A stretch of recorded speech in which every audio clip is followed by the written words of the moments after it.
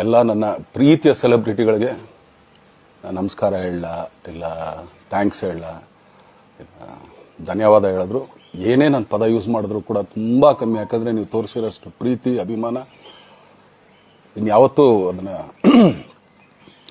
ಅದು ಯಾವ ಥರ ರಿಟರ್ನ್ ಮಾಡೋದು ನನಗೂ ಗೊತ್ತಾಗಲ್ಲ.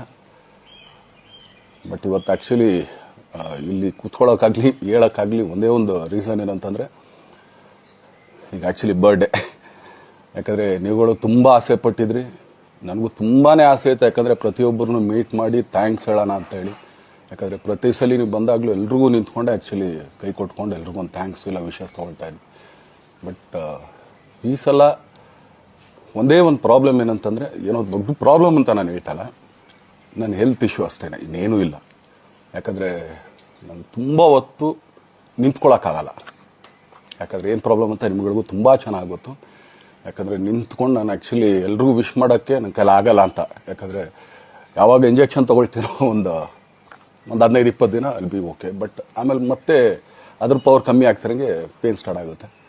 ಸೊ ಆಪ್ರೇಷನ್ ಅನ್ನೋದು ಕಟ್ಟಿಟ್ಟು ಬುತ್ತಿ, ಅದು ಎಲ್ರಿಗೂ ಗೊತ್ತು, ನನಗೂ ಗೊತ್ತದು. ಸೊ ಅದಂತೂ ಮಾಡಿಸ್ಲೇಬೇಕು ನಾನು. ಆದರೆ ಈಗಿರೋ ಕೆಲಸಗಳಲ್ಲಿ ಯಾರಾದ್ರು ನಾನು ಒಪ್ಕೊಂಡಿದ್ದೀನಿ ಸಿನಿಮಾಗಳು. ಸೊ ಯಾಕಂದರೆ ನಾನೆಲ್ಲ ನನ್ನ ನಿರ್ಮಾಪಕರಿಗೂ ಥ್ಯಾಂಕ್ಸ್ ಹೇಳೋಕ್ಕೆ ಇಷ್ಟಪಡ್ತೀನಿ.